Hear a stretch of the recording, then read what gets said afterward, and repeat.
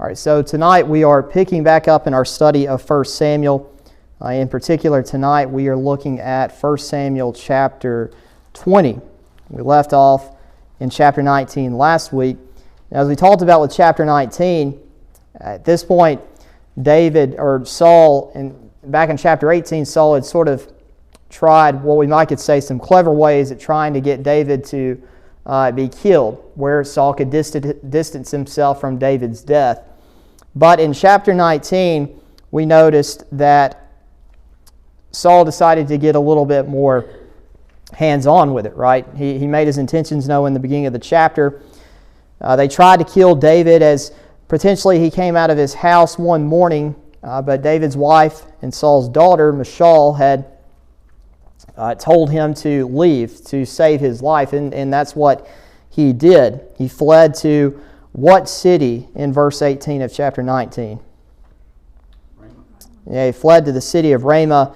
It said that he dwelt in Naioth, which would just been, as we noted last week, the indication there would have been the place of shepherds just in vicinity of that city, where he was with Samuel, right? And as we talked about, David is a smart man. He runs to the man of God to get advice about the particular situation. And Saul and his messengers again hear about David being there in Naioth or in Ramah. And Saul sends his messengers on 3 occasions. And in all 3 occasions, they're essentially given the mission to put David to death. But in this particular situation, that does not happen. As we see within this text, that on all 3 occasions, the messengers of Saul actually begin to prophesy, right? And so, in part, the real importance within that is that their motive has changed, right? And they're no longer seeking to put David to death. So much so, this bothers Saul that he himself travels to Ramah, and likewise he prophesies as well, except that he does it before he actually got in the presence of Samuel. So that by verse 24, as we left off last week, Saul is basically in a position of great humility. His motives have changed. He's no longer trying to kill David. We read about him prophesying in verse 24, but we noticed, of course, that the text says he lay down naked all that day, which is, again, a position of humility, is what's being depicted here. And as we talked about back in chapter 10, we saw that Saul prophesied as well, but that was to give him encouragement, to give him confidence, we might could say, to be that he was going to be the next king of Israel. In this particular situation, the exact opposite, we might could say, has happened. Saul's actually left humiliated because of the position that he's in. So, we pick up in chapter 20 tonight by essentially picking up what happens with David once this has happened. We'll look at 1 Samuel chapter 20, beginning in verse 1. And David fled from Naioth into Ramah, and came and said before Jonathan, What have I done? What is mine iniquity? And what is my sin before thy father, that he seeketh my life? Now, I meant to mention this earlier. We're going to try to get down through verse 11 tonight, if time permits us to do that. So, again, verse 1, this is connected right there at the end of the last chapter. Right, we were looking at Saul in his position in Naioth of Ramah, stage of humility.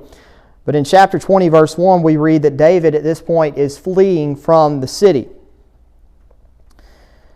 Now, of course, you think about this in conjunction with the end of the chapter. Saul's position and the position that he's in, a position of humility, and because of the nature of what's going on here, this gives David the opportunity to get away from Saul, right? And David understands that Saul's trying to kill him, and David takes the opportunity to do this, to flee away from Saul.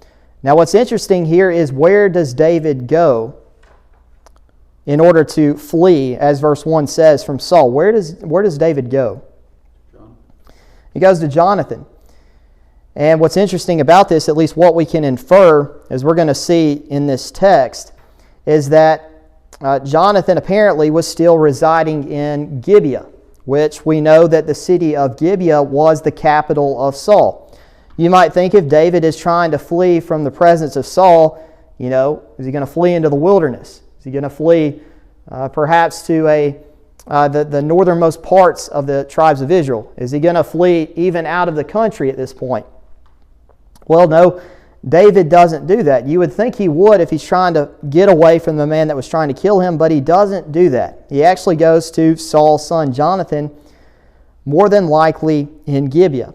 Perhaps this was the advice of Samuel in the process of this. Perhaps it wasn't, but it is interesting to note that David was trying to get away from Saul, but yet he goes to Saul's son Jonathan to talk to him.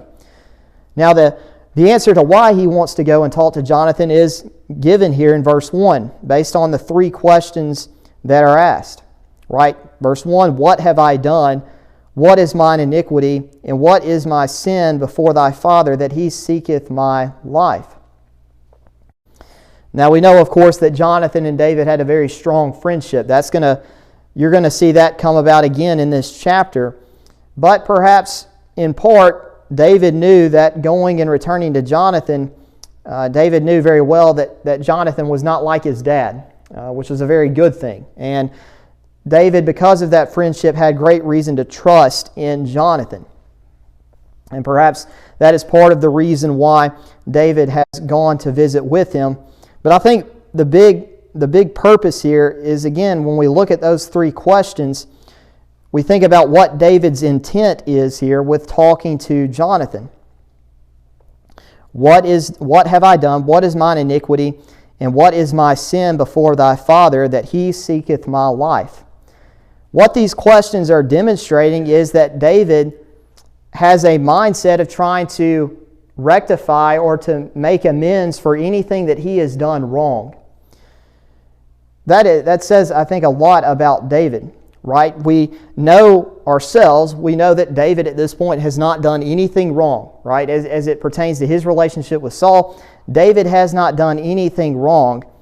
But you think about the optics of this, right? If you think about this, if you're looking at it from an outsider's perspective, if you see the king chasing after this man who he thinks is dangerous, and if that man was to go and to leave the country, you might think that, Saul might have had a right to pursue after him because, a guilty man's going to run away, right, from the issue of the problem. But here we've got a picture of David going back to Jonathan, and really his intent and his desire is to try to restore, to make amends for this relationship, right?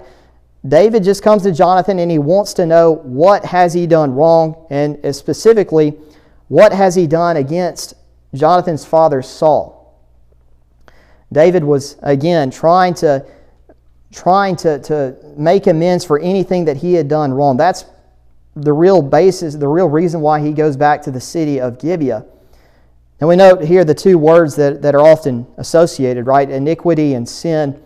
Again, iniquity, sort of a very strong word.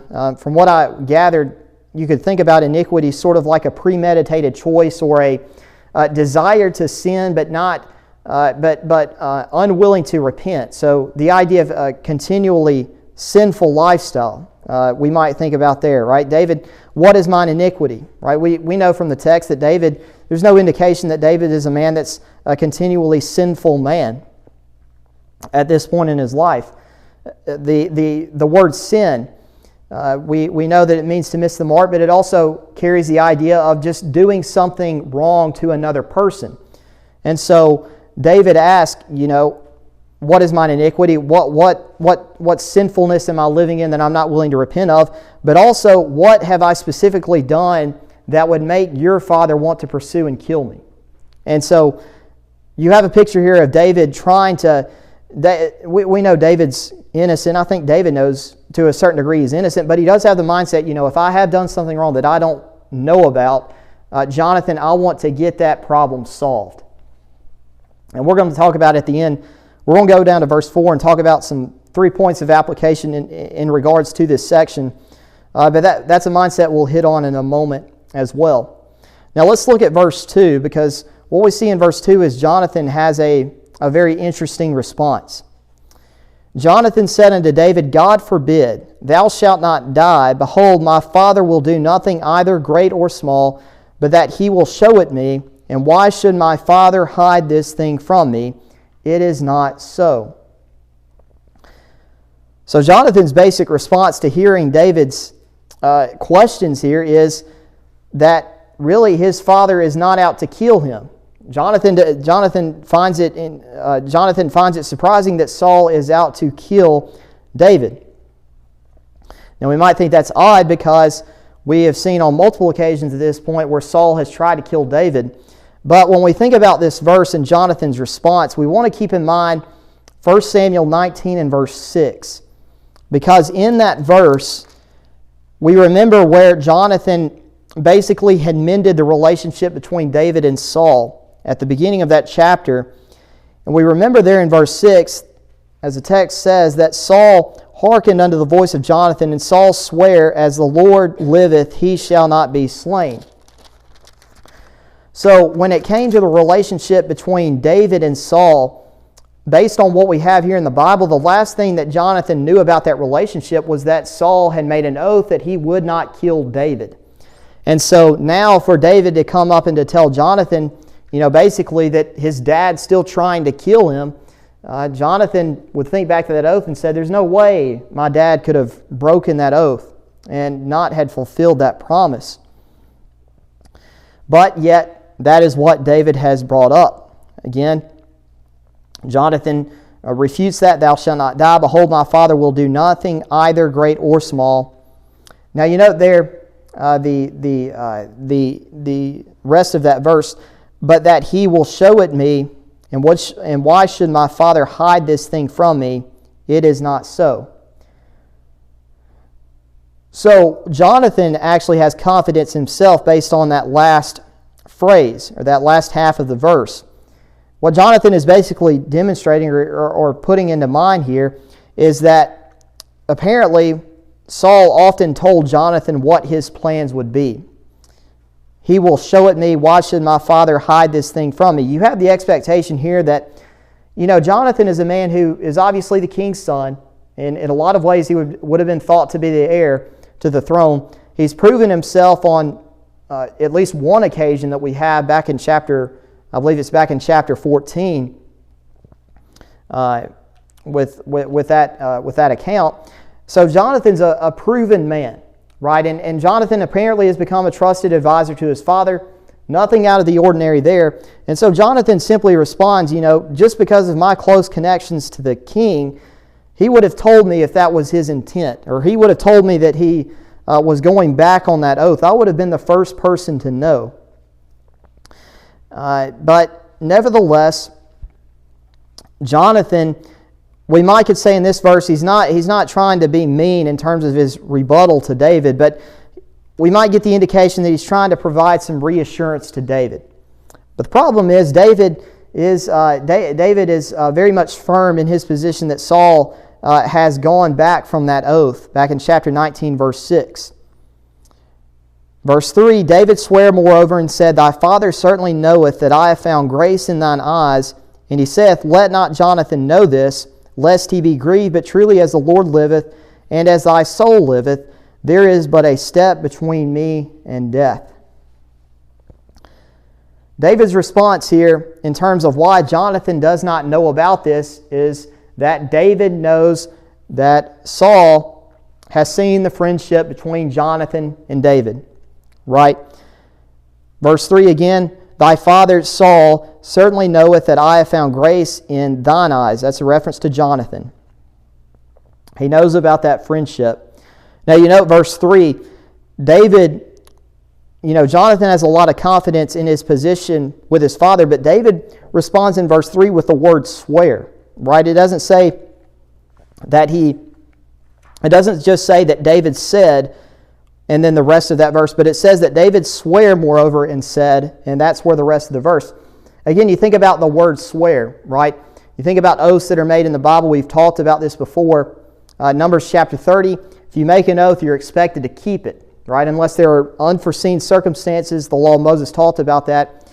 But if you make an oath, you're expected to keep that. And obviously, based on the oath that Saul had made, he was expected to keep that. But now David, you notice here that David makes an oath as well. And you think about that in contrast to Saul's oath, right? So whereas Jonathan would have put a lot of emphasis in his dad making an oath, right? Because that is something that was you could not break under the law of Moses. Perhaps that's what's going on in Jonathan's mind. Here comes David in verse 3, and he makes an oath himself because he's that confident that Saul is trying to put him to death. You think, if you're in Jonathan's position, you think about what David's doing here. You think about the term oath. That should have opened up Jonathan's eyes, right? David's being completely serious here. There's no hesitation. There's no reason to think that David's not confident, because again, he is making an oath based on what is said here in verse 3. David again understands essentially that, again, verse 3, let not Jonathan know this, lest he be grieved. That's essentially what David says is Saul's mindset. Don't let Jonathan know about my attempt to kill him, because otherwise Jonathan's going to be upset because he and David are such close friends. David understands that point. Now, you think about what has just happened before, right? We've already seen a particular situation where Saul has lost his child's approval in terms of David. David knows this to be true based on chapter 19, right? Michal had betrayed Saul to protect David, right? Because he told him to get out and escape. Michal did not aid Saul in trying to capture and kill David. Likewise here, Saul is in a position where, probably not good for him to tell Jonathan about what he wants to do, because his own daughter has already betrayed him before to protect Saul, to protect David. Jonathan may do the very same thing. Nevertheless, but truly as the Lord liveth and as thy soul liveth, there is but a step between me and death. I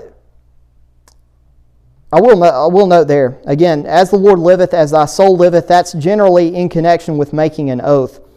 Now you think about the last time that David had invoked the name of God in front of Jonathan.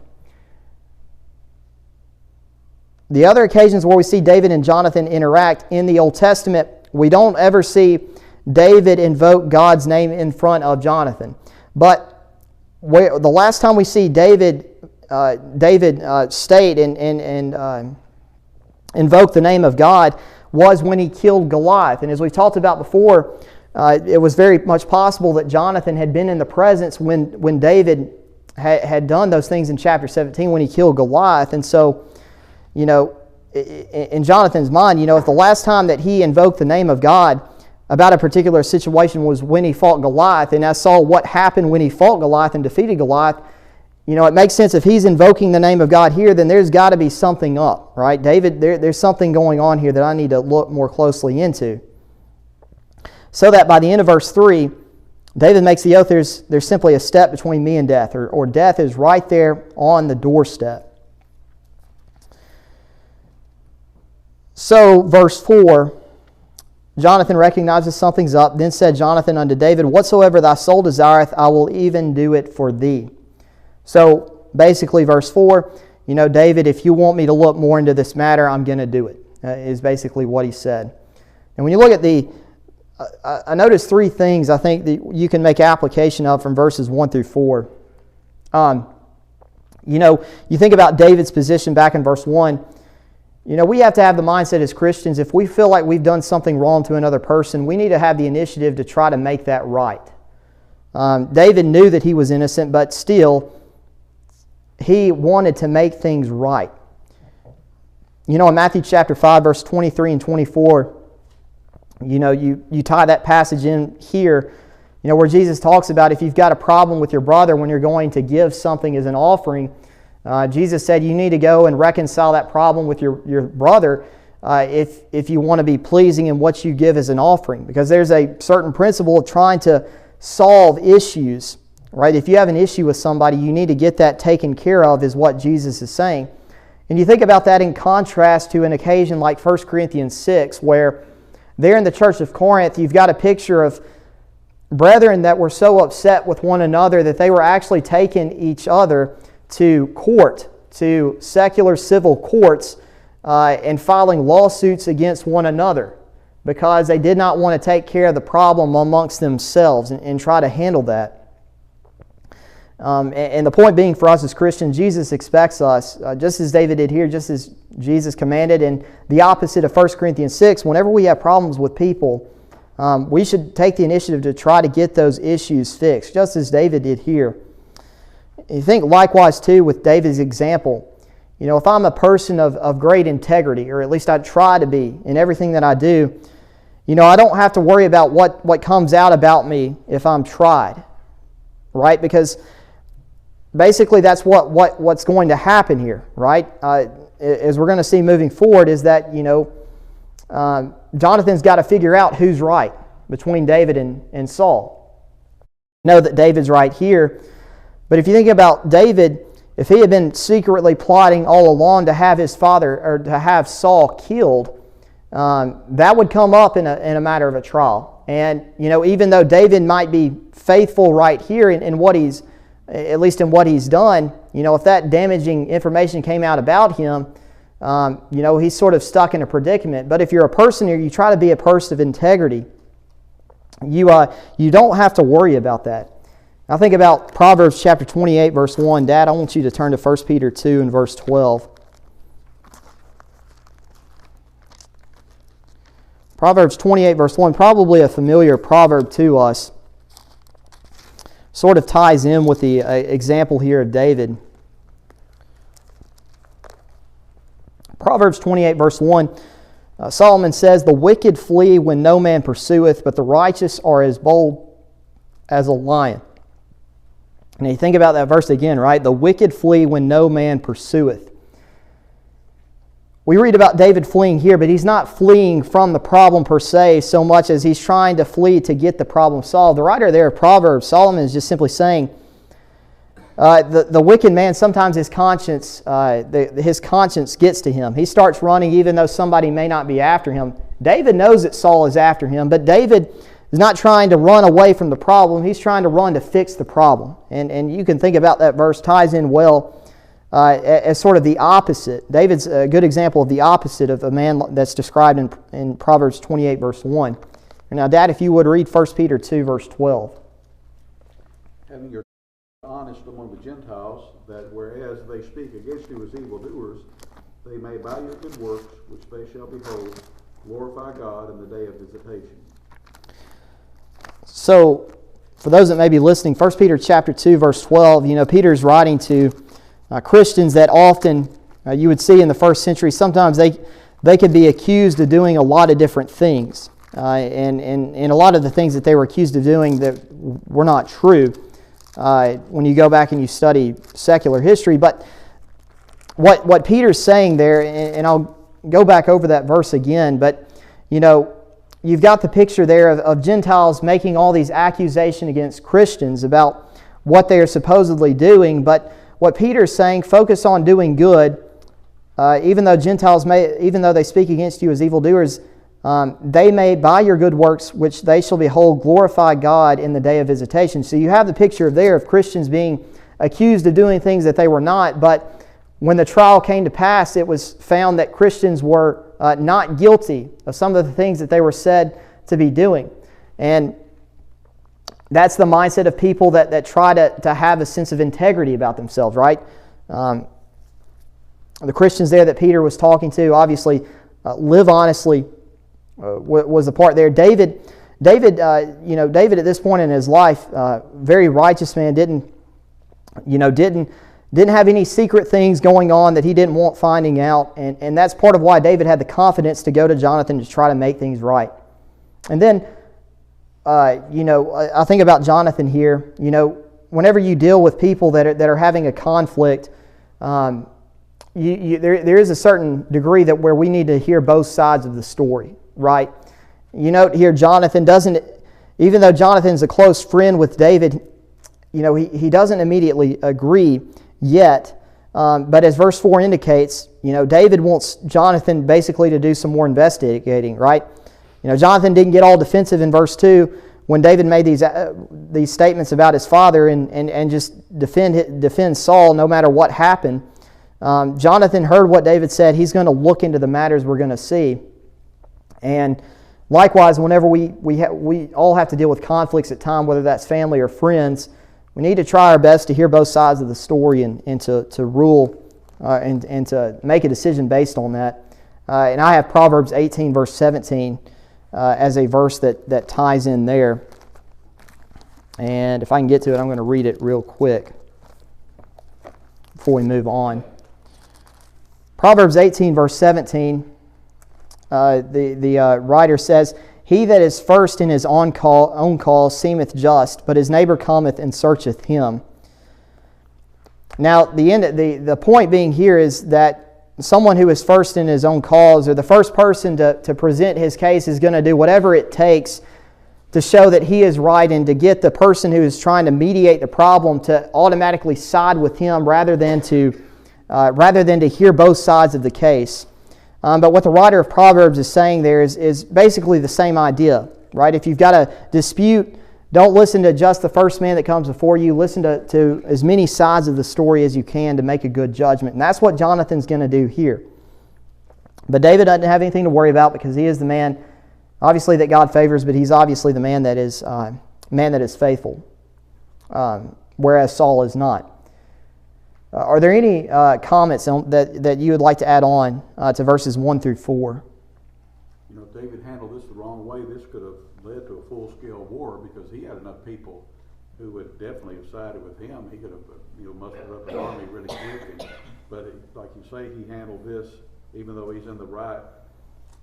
He doesn't fight fire with fire, as we say. He is bending over backwards just trying to solve this situation.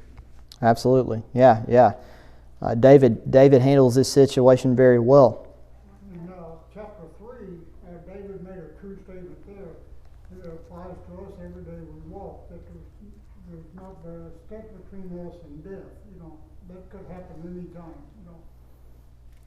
Yeah, absolutely. And I think based on, that's a good thought too. If we think about our life in light of just being a step between, life and death, that should give us all the more urgency to make sure that any problems we have with our, not just our friends, but any problems that we have within the church, that we do our best to get those settled.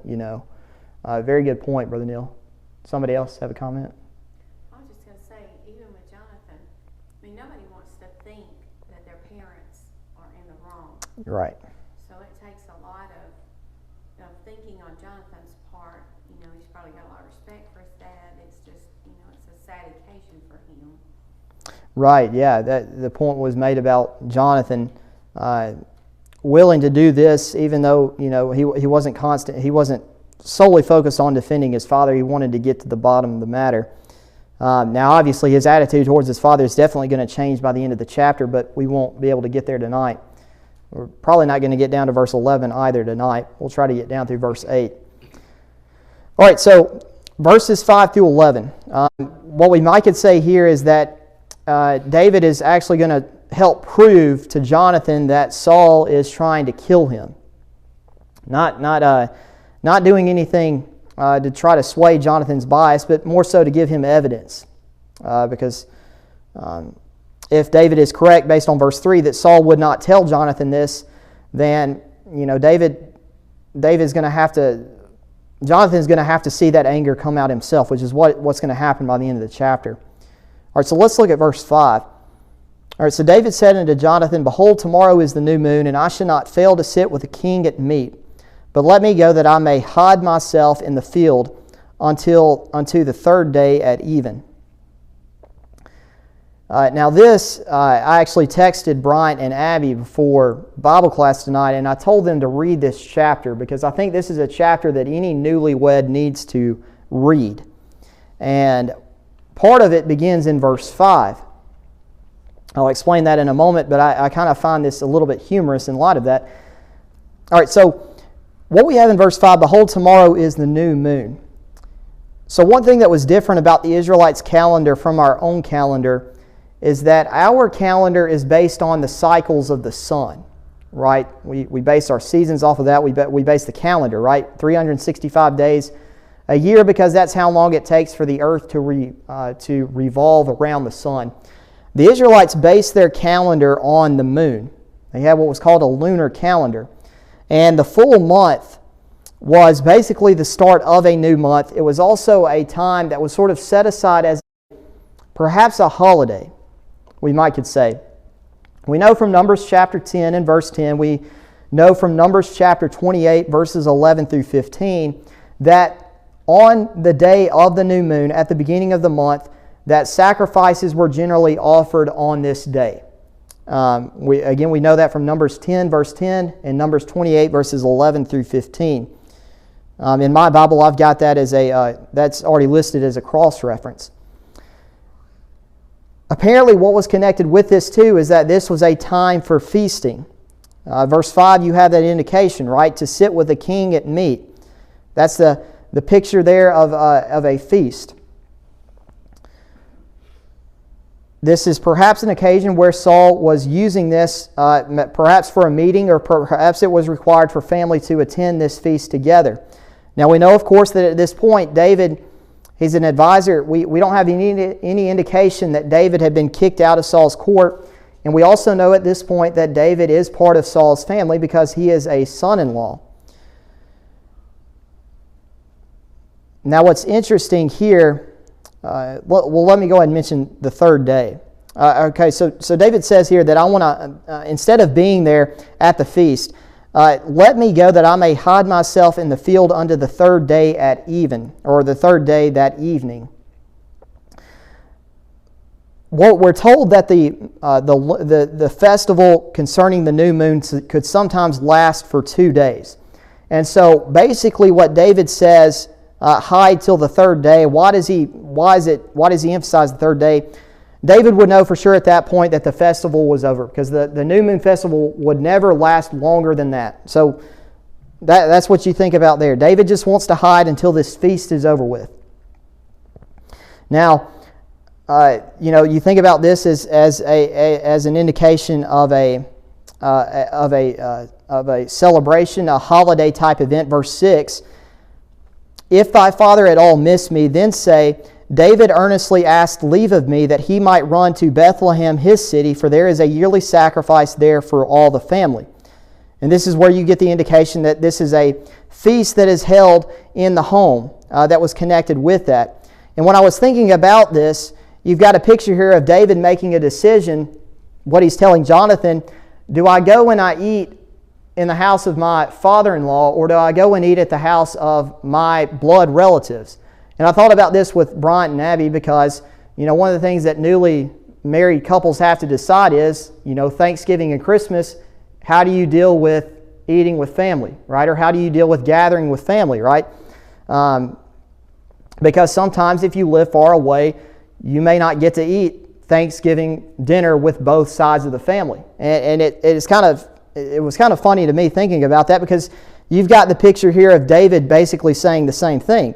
Should I, I've got a decision to make, or giving that to Jonathan, right? Do I go and I eat with my father-in-law who's trying to kill me, or do I go and eat with my blood relatives who I know are not going to kill me, right? And that's an interesting predicament that David is in. I think that's a pretty good indication if you ever hear a newlywed couple talk about, we don't know how we're going to be able to do Christmas or do Thanksgiving with both sets of family. Just tell them to turn to 1 Samuel chapter 20 and say, you may miss one family dinner, but at least you're not like David when one side of the family is trying to kill you, right? I don't think any of us have ever been in that situation. I know Bryant wouldn't be in that situation at all. But that's a point that I thought was very interesting here. But that's think about what David's doing here in light of that, right? It's almost like there's a holiday. Generally, people held it within their home. David thinks that this is a reasonable request, at least, that instead of celebrating with my wife's side of the family, I'm going to go and celebrate this this feast with my own relatives. But this is all in connection here, again, with verse 6. If thy father at all miss me. that's when Jonathan will state that David has gone to eat with his own family back in Bethlehem. If thy father at all miss me, or in other words, if Saul does not note that I am not there, no big deal, right? Don't worry about explaining anything to him. Just leave everything as it is. However, if he does mention that I am not there, tell him that I have gone to Bethlehem to eat this feast associated with the new moon, this holiday. We might can say in our own terms this Thanksgiving feast. I went to eat Thanksgiving with my own family, right? But verse 7, if he say thus, it is well, thy servant shall have peace. But if he be very wroth, then be sure that evil is determined by him. So, having said that, if your father comes around and says, well, it's okay, we might say, I hope he has a good time, right? Then you know that nothing's up, right? Jonathan will know at that point, he's right. Saul's not trying to kill him, not trying to kill David, and everything's fine. But if Saul gets angry, then be sure that evil is determined by him. Or in other words, if Saul gets angry, that means you know that he is going to try to kill me. And we're going to see Jonathan note that by the end of the chapter. So that by verse 8, and we'll conclude here verse 8 tonight. Therefore thou shalt deal kindly with thy servant, for thou hast brought thy servant into a covenant of the Lord with thee. So if everything goes according, if you have looked into the matter and if you have found that I have done nothing wrong, then David says you need to honor your covenant with the Lord that they have already made. Right? Thou hast brought thy servant into a covenant of the Lord with thee. Or Jonathan's responsibility at that point, if David has not done anything wrong, is to protect David. However, the end of verse 8, if there be in me iniquity, slay me thyself, for why shouldest thou bring me to thy father? If you found out that I've been lying, or if you found out that I have been guilty of something and I have tried to cover it up or something like that, David tells Jonathan, don't even worry about taking me to your father. You have the right to go ahead and put me to death. And that is where we leave off, but that's how confident David is about his own position here. And we talked about the reason why. But as we draw to it, we're running out of time tonight. We'll pick up in verse 9 next week. Are there any closing thoughts or closing comments that you want to add on to this? Strong terms, but David meant it. Some Yeah. people just shoot off at the mouth, but David really meant what he said here because he knew, like you said, he's innocent. Yeah, absolutely. The point was made for those watching that David's words here are very strong, and certainly they should be because he is a man that is confident, but reasonably confident because he is a man that is that's doing everything right, at least at this point in his life. But again, we'll go ahead and stop here. Thank you for your time. Thank you for your attention tonight.